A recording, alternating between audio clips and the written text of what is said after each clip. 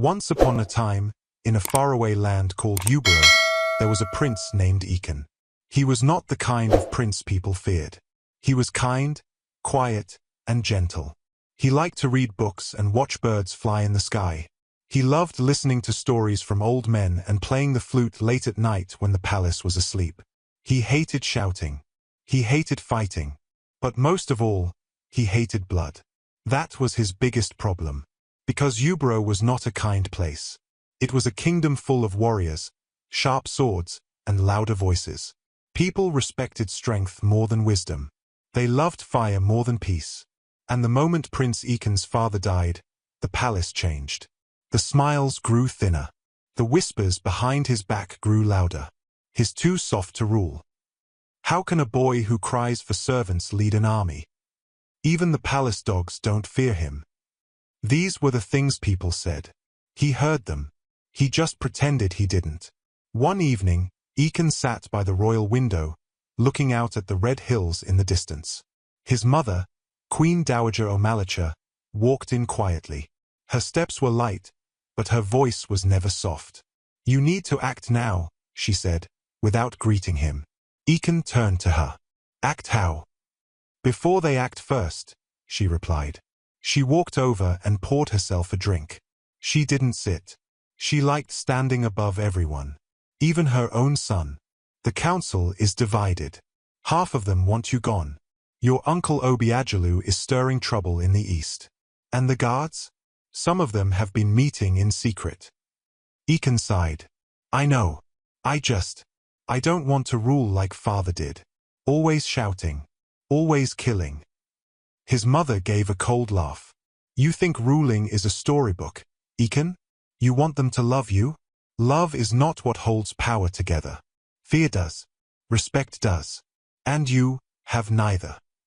There was silence. The kind that fills a room with heat. Finally, she dropped the words that would change his life. "You need to marry." Ekin blinked. "What?" "You need someone by your side who makes people afraid to challenge you," she said. "Not a princess. Not a dancer. A warrior." Ekin's heart dropped. "You want me to marry a fighter?" "Yes," she said, sipping from her cup. "You need to make a statement.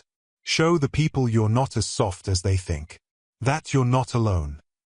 He stood up slowly. "That's not what marriage is for." She cut him off. "Power doesn't care about love, Ekin. Power only cares about control. You marry someone strong, someone who can crush bones with her hands, and suddenly, no one dares speak against you." Ekin said nothing.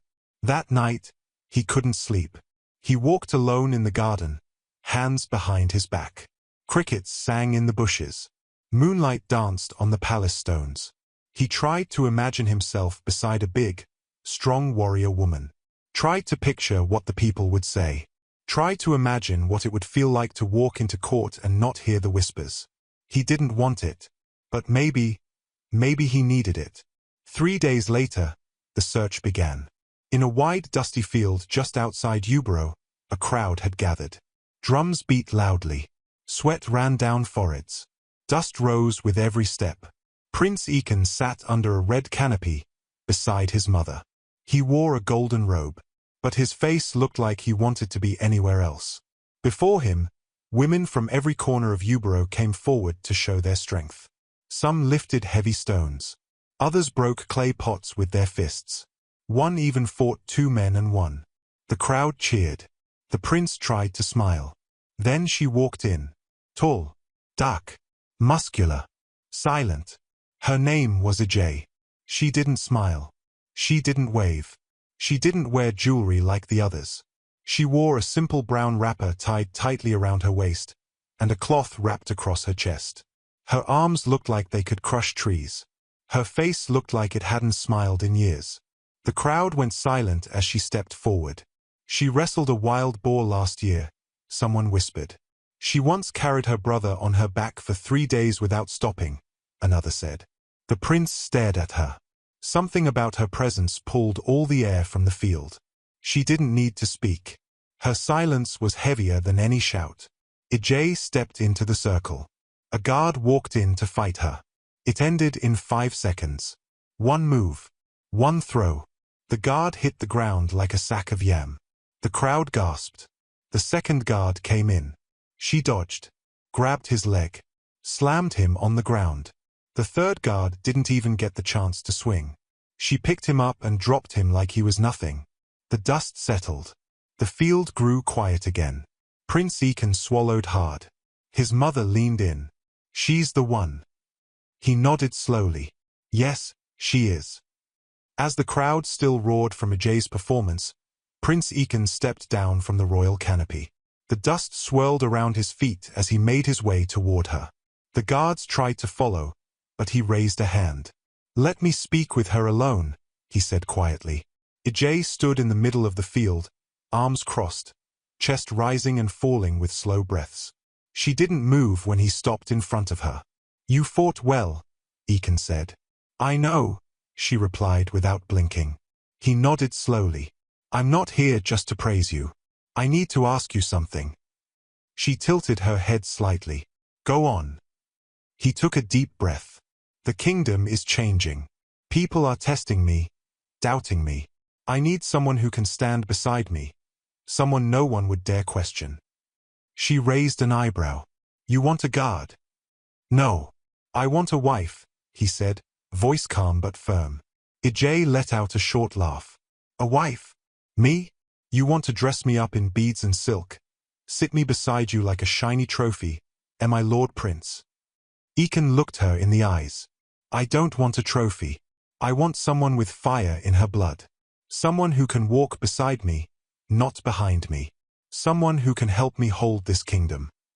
She stepped closer, her voice sharper. "And when I start to lead louder than you, Prince, will you still want me beside you?" He hesitated for a second, then said, "If you lead with me, yes. If you try to lead over me, I'll fight back." There was a pause. Ajay smirked. "At least you have some teeth." Then she leaned closer, so close he could feel her breath. "You want me to be your wife, my Lord Prince?" "Yes, I do," Prince Ekin replied. "As my Lord Prince commands," Ajay said as she bowed and smirked. She then continued, "I will do as you say. I will be your shield and sword, and your lover if you please. But in return you will do something for me when the time comes." "What is that?" Prince Ekin asked desperately. "You will know when the time comes," she replied him. And without waiting for his reply, she turned and walked away, leaving him standing in the dust. A week later, the wedding was held. There was no dancing. There was no joy. The people didn't laugh or sing like they used to. Instead, they watched in silence. Curious. Confused. Some even whispered insults. "Is that a woman or a soldier?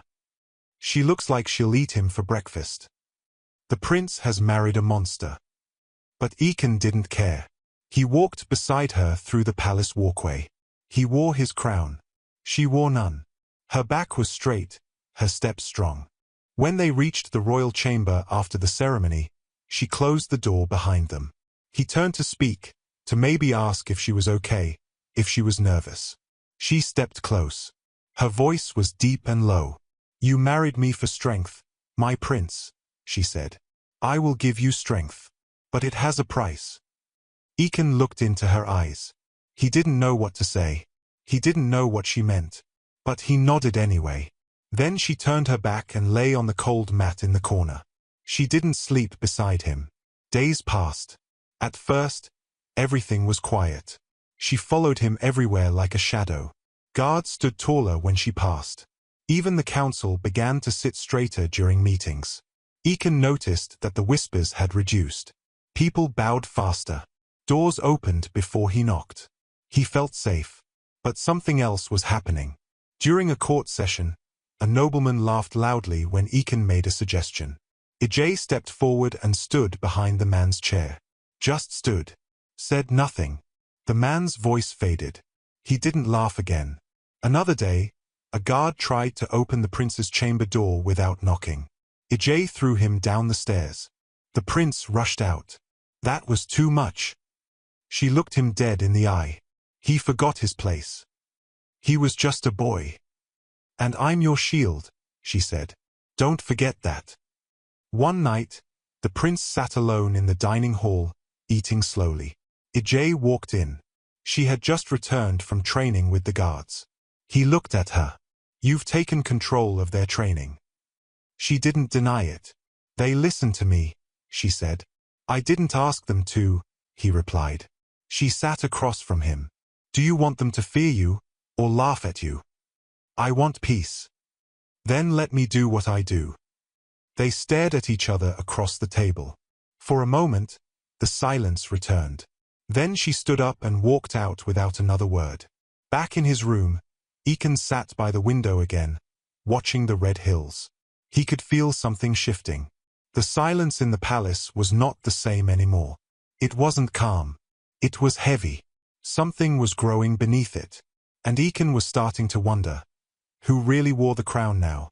The wind in Ubro started to feel different. It didn't blow gently anymore. It pressed against the palace walls like it wanted to say something, like it was warning the prince. But Ekin, still staring out from his royal window, tried to ignore it. Since the wedding, the palace had changed. At first, people had laughed. Behind his back. In the halls. Even in the market square. They laughed at the way Ajay walked like a soldier beside him. At how her arms looked stronger than his guards. At how her eyes never smiled, even at celebrations. But weeks passed, and the laughter died down. Something else replaced it. Something quiet and cold. Fear. It started during a council meeting. 10 noblemen sat around a long wooden table. They spoke about taxes and food shortages and soldiers at the border. Ekin listened carefully, nodding. He was about to speak when Councillor Obinna raised a concern about the prince's decision to send food to the northern villages. Ekin opened his mouth to reply, but didn't get the chance. Ijay leaned forward from where she stood behind him and spoke first. That food won't last the journey, she said, cutting through the silence like a knife. It's better we send weapons instead. Those villages need protection, not yams. The council room went quiet. Councillor Obinna blinked. With respect, my lady, you do not have the floor. She stared at him. I have a voice, and I will use it when foolish words fill the air. Ekin gently turned toward her. Ijay. She didn't step back. She didn't sit down. She just crossed her arms and looked straight at Obinna. If we keep feeding weak villages, they will never defend themselves. They'll depend on us until they collapse, and take the kingdom with them. Councillor Idu, an older man with grey hair and a smooth voice, spoke up. Perhaps she has a point. Ekin looked at Idu. That was the first time he had ever supported anyone but the prince. The prince swallowed hard. We'll discuss it again tomorrow. Ijay smirked. The meeting ended. But that small moment, the way she spoke over him, stayed in his mind all night. A few days later, things got worse. In the training yard, Ekin noticed a large crowd of soldiers cheering. He walked over, expecting a drill session led by Captain Musa. But it wasn't Musa shouting orders. It was Ajay. She stood in the middle of the yard, her voice loud and sharp. Again, she yelled. That spear was too slow. You fight like chickens. The men ran, lifted, shouted, and obeyed her as if she were already their commander. Ekin walked up to Musa, confused. Why is she leading the drills? He asked. Musa, a tall and quiet man with battle scars on his cheek, looked down. She said she wanted to train us, he said. She didn't ask. She told us. Ekin frowned. And you listened. Musa didn't meet his eyes. She fights better than any of us. And some of the men say they trust her more. The prince turned, watching Ajay grab a sword from one soldier and show him how to strike properly. The other guards clapped. It was happening. Slowly, without warning, she was taking over. That night, Ekin sat in the dining room with his mother. She sipped palm wine quietly. He picked at his food. She's changing everything, he said. Didn't you ask her to? Omalicha replied without looking up. I asked for help, not control. His mother set her cup down. Then control her. How? She already has more of the guards listening to her than me.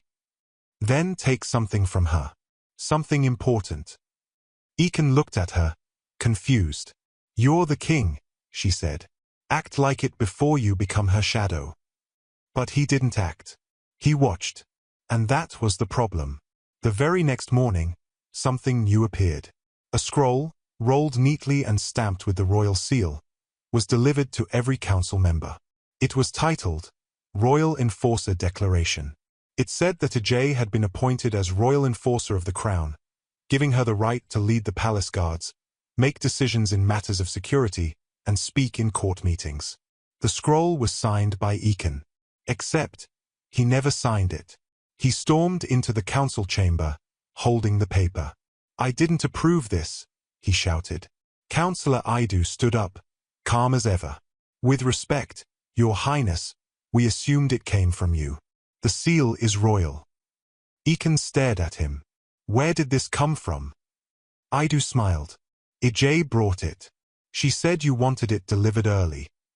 That night, Ekin confronted her. They stood face to face in the private chamber. You forged my seal, he said, his voice shaking. She leaned against the wall, arms folded. I gave the people what they already wanted, she said. I never gave you that title. You're too slow, Ekin. While you think, I act. That's the difference between a dreamer and a ruler. His fists tightened. You're walking too close to the edge. She stepped closer, lowering her voice. You married a lioness. Now you're scared of her claws. Ekin stepped back. I'm warning you. She cut him off. You can keep warning me. I'll keep protecting the throne. And just like that, she walked past him and left the room. Days turned into weeks. The guards started saluting her before him. Servants called her Queen Ajay behind closed doors. Some even said it out loud, testing the waters, seeing if anyone would stop them. No one did. Ekin knew he needed someone to talk to. Someone who still remembered who he was before this madness began. He called for General Okazi. General Okazi was an old war veteran. Thick-bearded, tall, and strong, even in his 50s. He had served the late king. He had scars across his back from a war in the east, and he still wore his armor like it was part of his skin. Most importantly, he never bowed to fear. The prince met him in the candlelit study, late at night. She's taking over, Ekin said. Okazi didn't blink. I've seen it. She's louder than me in court. The guards follow her. Even Idu is on her side. Okazi looked him straight in the eye. She's building something. Ekin frowned. What do you mean? I've been watching her, he said. She sneaks out of the palace before sunrise. Goes into the forest. Sometimes she's with 10 men. Sometimes with 50. Where is she going? There's an abandoned watchpost in the hills. It was used during the border wars. She's fixing it up. Bringing weapons. Training men. Ekin's heart dropped. She's building a private army. Okazi nodded. If she's not already finished. The prince sat on the edge of his bed that night, unable to sleep. He thought about the first time he saw her, standing tall in the dust, silent but powerful. He remembered how he had walked toward her, chosen her. And now, she was walking away from him, dragging his crown along with her. He couldn't ignore it anymore. The next morning, before court began, he stepped into the great hall and stood before Ajay. She was already in her place beside the throne, dressed in warrior robes, calm as always. We need to talk, he said. She raised an eyebrow. No. Now. They walked together to the empty strategy room. Ekin closed the door. I know about the training grounds in the forest, he said. She looked at him, amused. Oh. You're forming your own army. They're loyal to the crown. No, they're loyal to you. She walked past him, fingers brushing the table edge. You're just afraid because they listen when I speak. I'm afraid because you've started acting like the ruler when you're not. She turned sharply. Then act like one. The room went quiet. She stepped close, her voice dropping. You brought me here because you wanted fear, power, strength. I gave you all. And now you blame me for doing it too well. I never asked for a queen who steals in the dark. Ijay smiled coldly. Then you shouldn't have married a lioness. And with that, she walked out, leaving the door wide open behind her. That evening, General Okazi was found unconscious in his chambers. He had vomited blood. A servant found a small empty bottle under his bed. They called the palace doctor. Poison, the doctor said. Ekin stood over the general's pale body, his hands shaking. Okazi survived, barely, but he couldn't speak. His mouth was dry. His eyes were wide. And he was afraid. For the first time in years, the great warrior looked like a dying child. The prince turned to the doctor. Will he live? I don't know, the doctor said. But someone wanted him quiet. Ekin walked through the palace halls that night with no guards, no crown, and no hope. The shadows along the walls whispered, Queen Ijay, Queen Ijay, Queen Ijay. He had brought her into the palace with his own hands. Now she stood taller than the throne itself. And he had no idea how to stop her. The palace was no longer a home. It was a quiet prison with golden doors. Prince Ekin moved through it like a ghost. Guards barely looked at him. Servants lowered their eyes. The throne felt cold when he sat on it. He was king, but he didn't feel like one. General Okazi still lay in his chamber, barely breathing. He could not speak. His eyes stayed open, but empty. The poison had taken his voice. And the message was clear. Speak against Ijay, and you'll be silenced. Ekin didn't cry. He just sat beside Okazi each evening, holding the old man's hand, hoping for something, anything, to change. But deep in his heart, fear had started growing. Not of war, not of the rebels at the border, but of her. Meanwhile, inside the palace kitchen, Adaobi watched everything. She wore a simple maid's cloth now, her once bright gowns gone. Her hair, which used to be braided and full, was now wrapped in a brown scarf. No one paid her any attention anymore. And that was exactly what she wanted. Adaobi had grown up in the palace. Her mother had been a healer, her father a royal cook. She knew the walls better than anyone, knew which doors creaked, which guards fell asleep, and which passageways led to where. And she also knew Ijay was hiding something. It all started 2 nights after General Okazi was poisoned. Adaobi was sweeping the hallway near Ijay's chamber when she heard something. Not the usual soldier talk. Not footsteps. It was a whisper. A different language. One she had only heard once before. Years ago, when she was just a child, a group of rebels had attacked a nearby village. Her father had helped cook for the king's army, and Adaobi had followed him. The rebels spoke fast, angry words in a tongue that wasn't common. Her father called them the Dara Brotherhood, a group that believed the throne of Ubero had been stolen from their bloodline hundreds of years ago. The king at that time had crushed the Dara. The survivors were banished. Their language was banned. But now, Adaobi was hearing it again. She dropped her broom. Quickly, she tiptoed closer, careful not to make a sound. She pressed her ear to the wooden door. I will go at nightfall, a man's voice said in the Dara tongue. The others are waiting in the hills. Then Ijay's voice followed. Take this. Burn the map when you're done. Adaobi's heart beat faster. There was someone inside Ijay's room. Someone she was giving orders to. And they were speaking in the rebel language. Adaobi rushed away before they noticed her. That night, she didn't sleep. She sat on her bed in the maid's quarters, clutching a piece of cloth in her hands, trying to think. Who was he? She whispered to herself. She had only caught a small glimpse of the man when he stepped out hours later. He was slim, dark-skinned, and quiet. He wore royal clothes like a palace guest. He walked with pride, but kept his head down. She had heard people call him Uzo, Ijay's cousin. Or so they said. But Adaobi had a feeling. He was much more than that. The next day, Adaobi followed him. She kept her distance as Uzo walked through the garden, past the guard posts, and into the back trail that led into the forest. He didn't look back once. He moved like someone who had done this many times. Adeobi knew the back trail well. It was once used by traders, now forgotten by most. But Uzo walked it like he owned it. After an hour, he met two men near the base of the hills. They didn't wear royal clothes. They had rough faces, long beards, and daggers tied to their sides. They knelt before Uzo. Adeobi's hand covered her mouth. She crouched low behind the trees. Then, one of them said, "We await your word, Commander." Uzo nodded. "Soon, the throne will fall. She has cleared the path." They gave him a bag. He gave them a scroll. Then they disappeared into the trees again. Adeobi waited for Uzo to return to the palace before she moved. Her legs were shaking. Ije had brought a rebel into the palace. And now, they were building something that could destroy Yubaro. That night, Adeobi made a decision. She would tell the prince. She didn't care if she got caught. She didn't care if they laughed at her. She had to speak.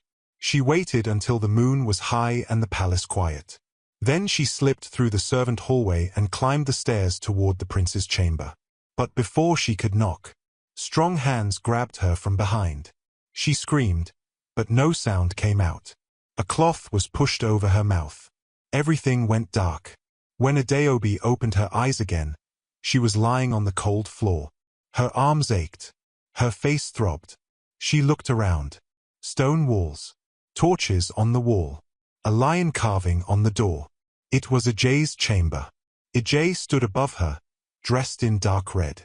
Her eyes were calm, but sharp like a blade. "You've been following people," Ije said quietly.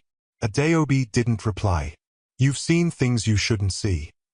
Still, silence. Ije bent down. Her voice dropped low. "Do not mistake kindness for weakness. I allowed you to stay in this palace out of respect. But now, you've overstepped." Adeobi whispered, "He deserves to know." Ije's eyes didn't blink. "He will know. When it's time." She nodded toward the guards. "Take her to the healer.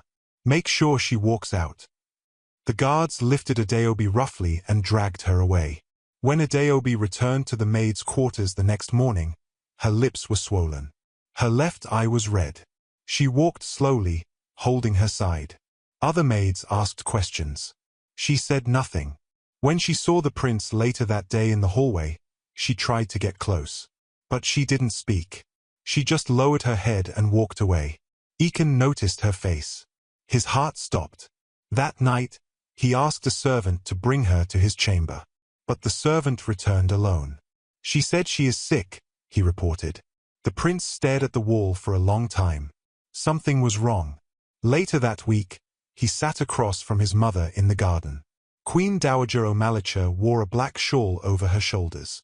Her hair was tied neatly. She stared at the sky like it held secrets.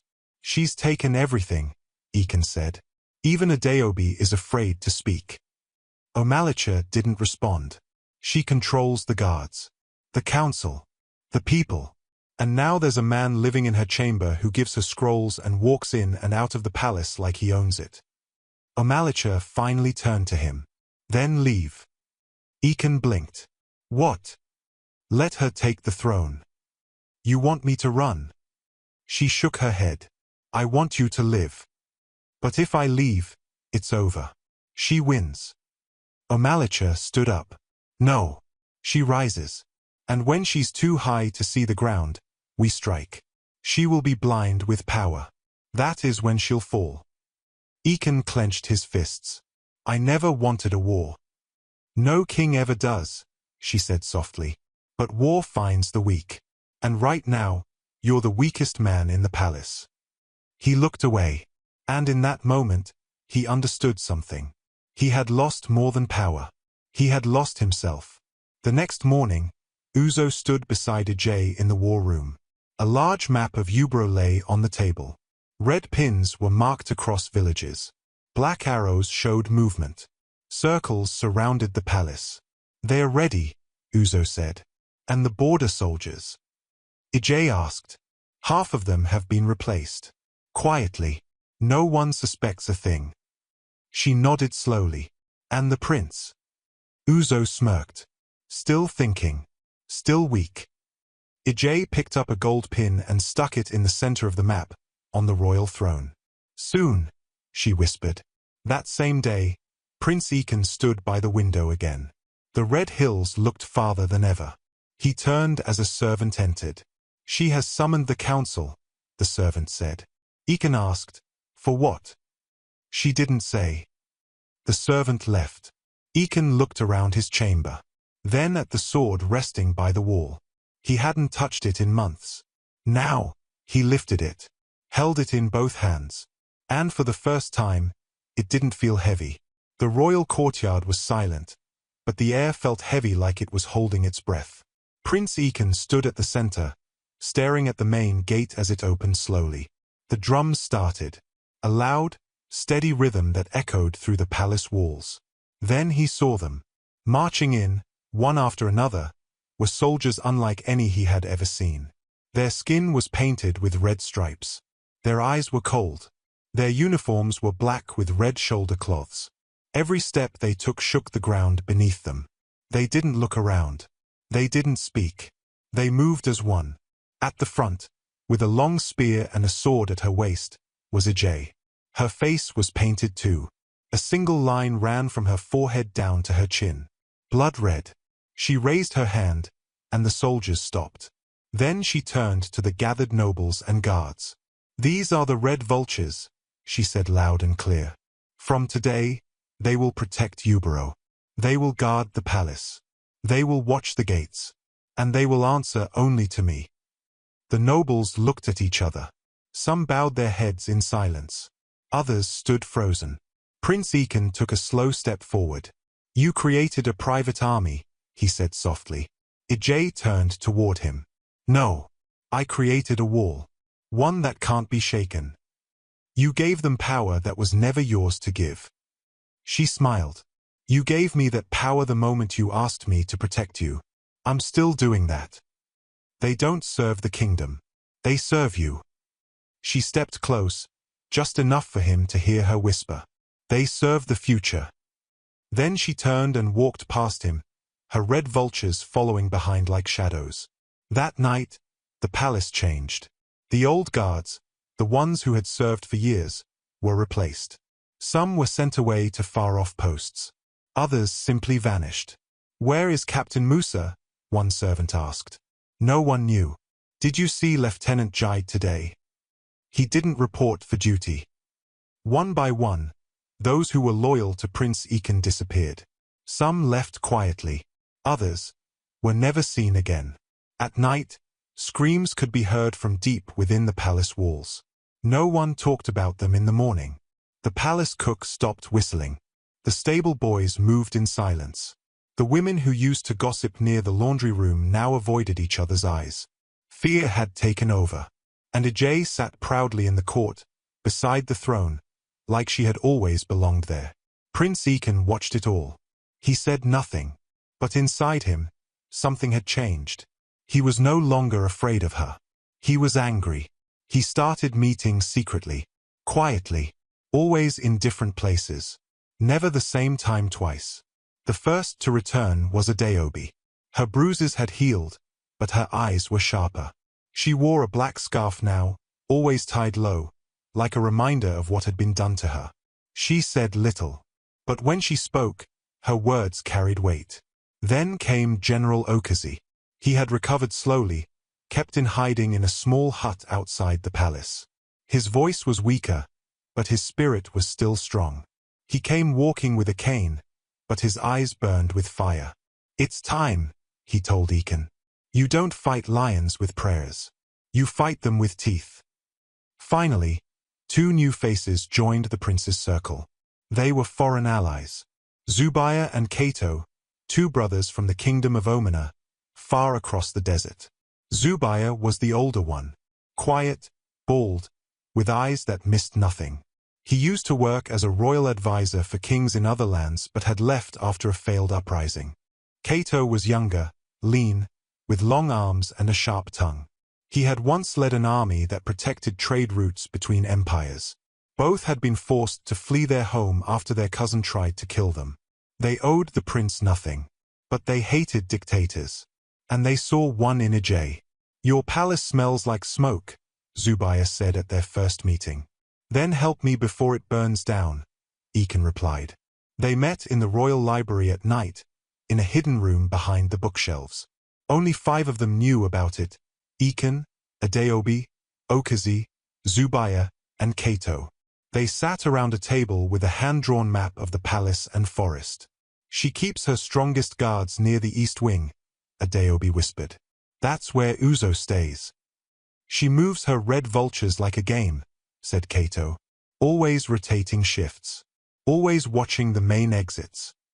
We can still take the northern wall, said Okazi. There's a passage under the old well. No red vultures go near it. Why not? Ekin asked. Superstition, Adeobi said. They think it's cursed. The plan was forming. But something felt wrong. Every time they made a move, no matter how careful, it was like Ajay already knew. They scheduled a secret weapon drop near the garden. It disappeared. They called for old guards to return quietly. The message never reached them. Even when Ekin tried to smuggle a letter to a nearby chief asking for help, the messenger vanished. It didn't make sense. Until one evening, Kato threw down his cup in anger. She's always one step ahead. Always. We plan, and she breaks it before we start. There's a rat, Zubair said calmly. Someone is feeding her our plans.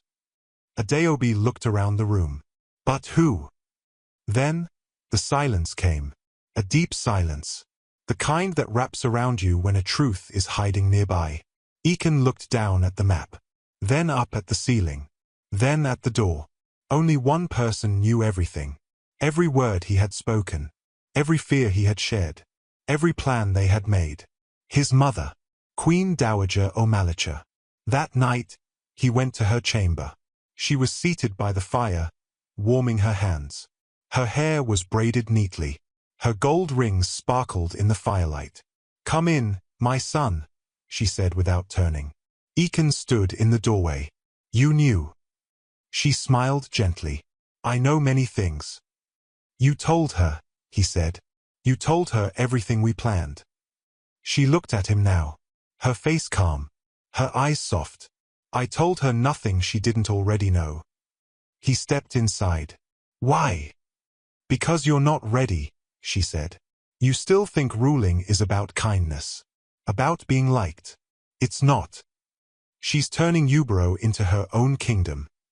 Omalicha nodded. And when she's finished, she will forget to look down. She will forget where she started. And that is when we strike. I'm not waiting anymore, Ekin said. I will fight her now. Omalicha stood slowly. And lose everything. I'd rather die trying than live as her shadow. She walked to him and placed her hand on his cheek. I love you, my son. But you're too soft. That's why I told her. Ekin stepped back, heart pounding. I trusted you. Then learn from your mistake, she whispered, and become the king this throne needs. He left without another word. The next day, Ajay stood before the council. Prince Ekin was not present. I will be taking full control of border security, she announced. All messengers must pass through my table before leaving the palace. The nobles said nothing. She walked to the throne and sat beside it. Her fingers tapped slowly on the armrest. Uzo stood behind her, smiling quietly. In the secret room, Ekin sat with Adeobi, Okazi, Zubair, and Kato. He didn't look angry. He looked focused. We move in 2 nights, he said. Okazi nodded. How many men? Just us. Adeobi leaned forward. What do we do first? We go through the old well, Ekin said. We reach the east wing. We get Uzo. We take him alive. And we use him to break Ajay's grip. And if we don't make it out? Kato asked.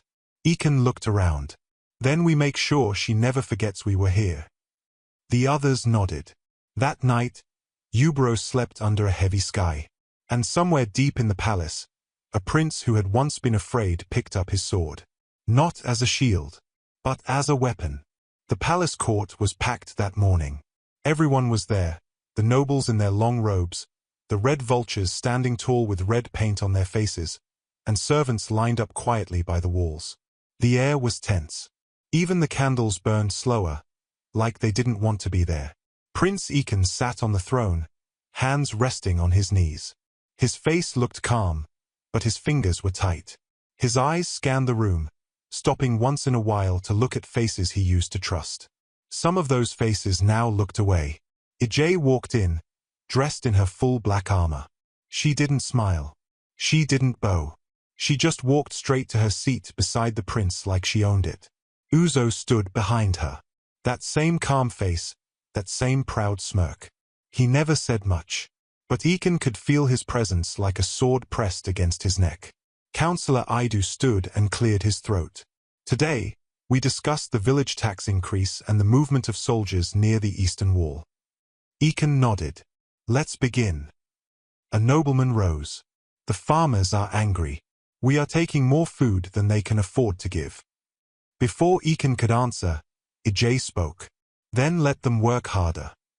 Her voice was sharp, loud. They have mouths to feed, the nobleman said. And we have a kingdom to defend, she replied, staring him down. Food can be grown again. A lost kingdom cannot.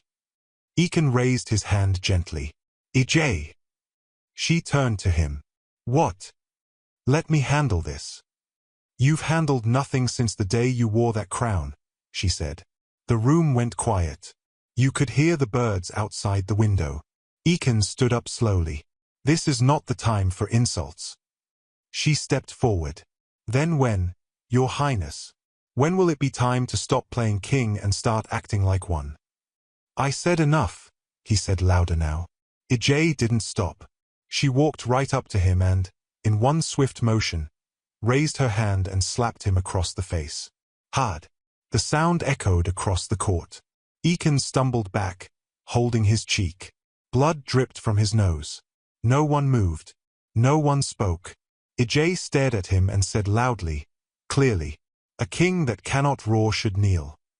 Then she turned and walked away, leaving the room in complete silence.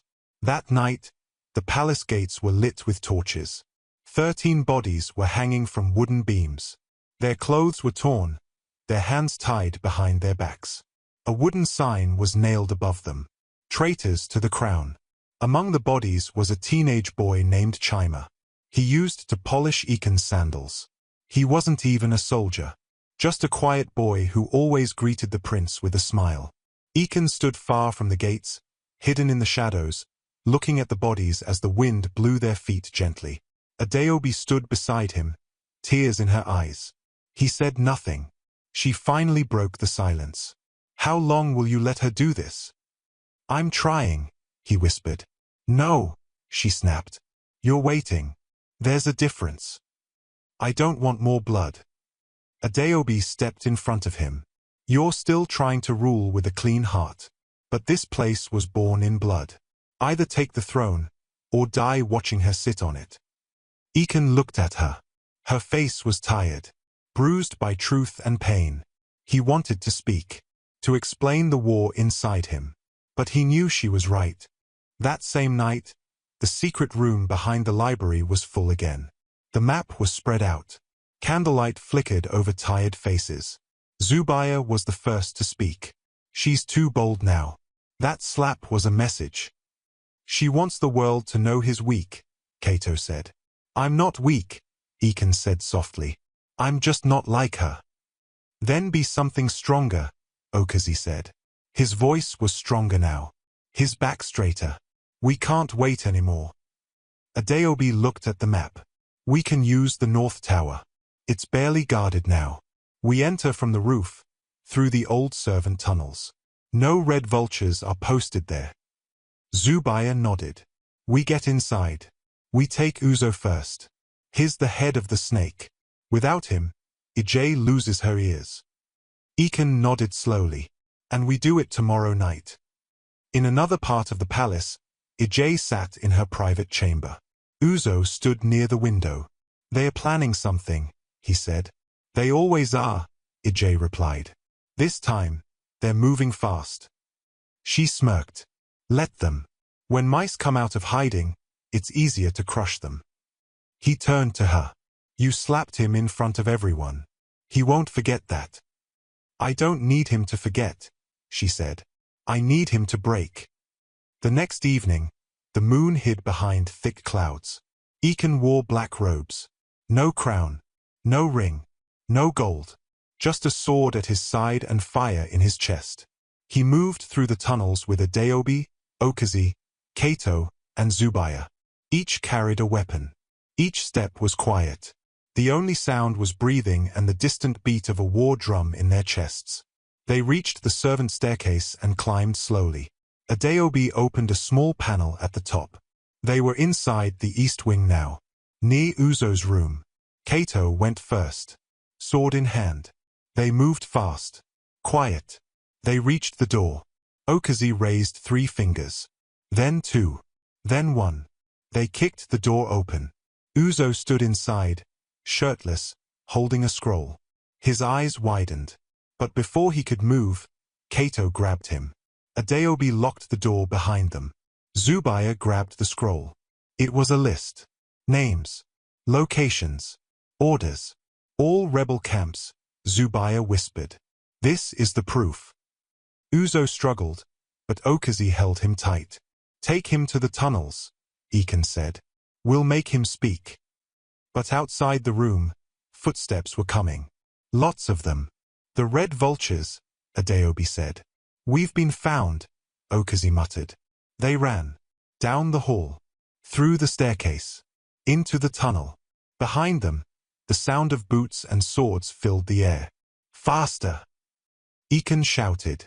They reached the end of the tunnel, back to the library. They shut the door. Locked it. Breathing hard. But they had Uzo. And that changed everything. In the hidden chamber, Uzo sat tied to a chair. He didn't struggle now. Ekin stood before him.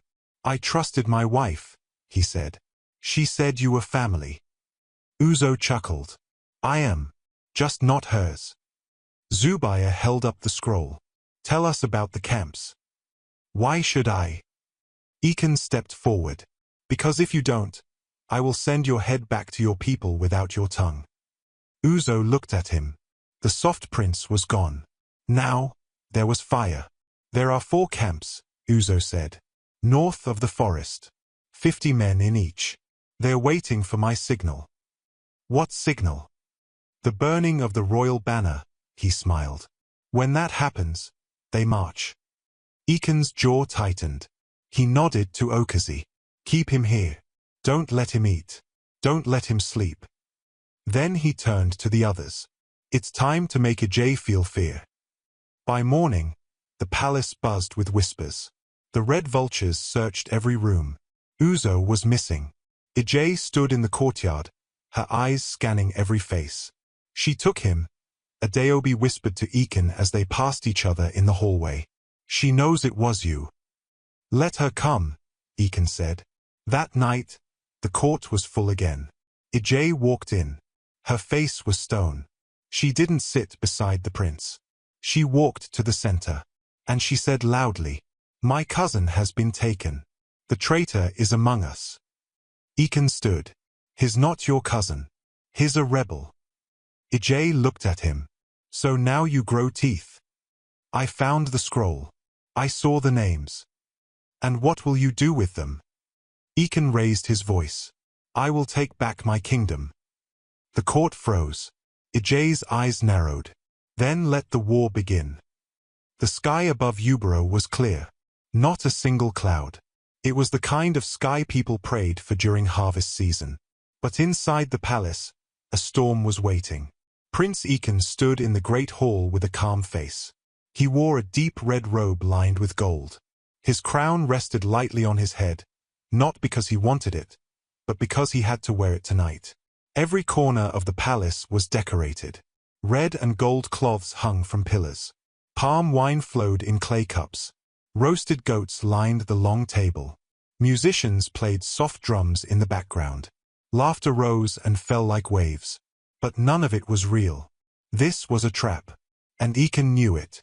2 days earlier, He had stood before his secret group, Adeobi, General Okazi, Zubaya, and Kato. "I will act like I've lost," Iken told them. "I will praise her in front of everyone. She will believe she's won. Then we strike." Zubaya raised a brow. "And if she doesn't fall for it?" Iken looked at him. "Then I die a coward in silk. But I won't die silent." Okazi placed his hand on the prince's shoulder. "Then let's end this properly." They planned every step, every move. The wine, the meat, the dancers. Even the servants carrying the trays were handpicked. But the most important part was Uzo, the rebel, the snake in royal cloth. He was tied up in a cellar beneath the library, bruised, weak, angry. He had refused to speak after his confession. So Iken left him for Adeobi and General Okazi. They didn't ask questions. They simply sharpened their knives. Now, in the hall, the show had started. Ije walked in wearing a long dark robe, her head held high. The red vultures lined the walls like statues, their faces cold and unreadable. Everyone stood as she entered. Iken stepped forward. He smiled. "Welcome," he said, his voice loud enough for all to hear. "To a night of peace. To a new beginning." Ije raised one eyebrow. "Peace?" "Yes," Iken nodded. "I have come to understand that strength is not the enemy. Only fear is. And I am not afraid anymore." She said nothing. He held up a golden cup of palm wine. "Tonight, we celebrate the one who held this kingdom when I could not. The one who protected us. The one who deserves our respect." He turned to her. "Ije, you are the true protector of the realm." The crowd gasped softly. Ije looked around. People clapped. Some whispered. Then, for the first time in a long while, she smiled. Hours passed. The music grew louder. People danced. Servants moved quickly with meat, wine, fruits, and spicy stew. Ije sat near the throne, laughing at something Uzo once told her. But now, he was missing. She hadn't seen him all evening. She told one of her guards to find him. "I'm sure he's just enjoying himself," she said, sipping her wine. But her fingers started drumming on the table. Beneath the feast, in the royal garden where the moonlight kissed the ground, Uzo crawled backward, blood on his shirt. Adeobi stepped forward, her blade dripping. General Okazi stood beside her, holding a deep cut across his arm, but still strong. Uzo spat. "You think killing me will stop this? The Dara Brotherhood lives in every corner of this land." Adeobi's voice was calm. "Then we'll find them too." She drove the knife deep into his chest. Uzo's mouth opened, then closed, forever. Back in the hall, Ije started to notice things. One of the red vultures leaned against the wall, then slid down slowly. Another stumbled forward, grabbing his stomach. A third let out a low cry and collapsed. One by one, they began to fall. Some screamed. Some foamed at the mouth. The music stopped. "Poison," someone shouted. Ije stood up. Her eyes went straight to Iken. "You." Iken stepped back. "I gave you a feast. You brought weapons." She screamed, drawing her sword. The crowd ran. Nobles fled. Dancers dropped their instruments and ducked under tables. But Ije didn't run. She ran toward him. In the middle of the throne room, Iken drew his blade. It was not polished. It was not pretty. But it was real. Steel met steel. The sound rang through the hall as they clashed. Ije swung fast and hard. Iken blocked, barely holding his ground. She came again, a wide slice aimed at his chest. He dodged, but her blade caught his side, tearing the cloth. He winced, but didn't fall. "You could have ruled beside me," he shouted. She growled. "No. You wanted a shield. I wanted a throne." They fought like fire and storm. Punches, blades, blood. She kicked him backward. He rolled and stood again. He threw a chair to distract her, then rushed in, cutting her arm. She screamed and knocked the blade from his hand.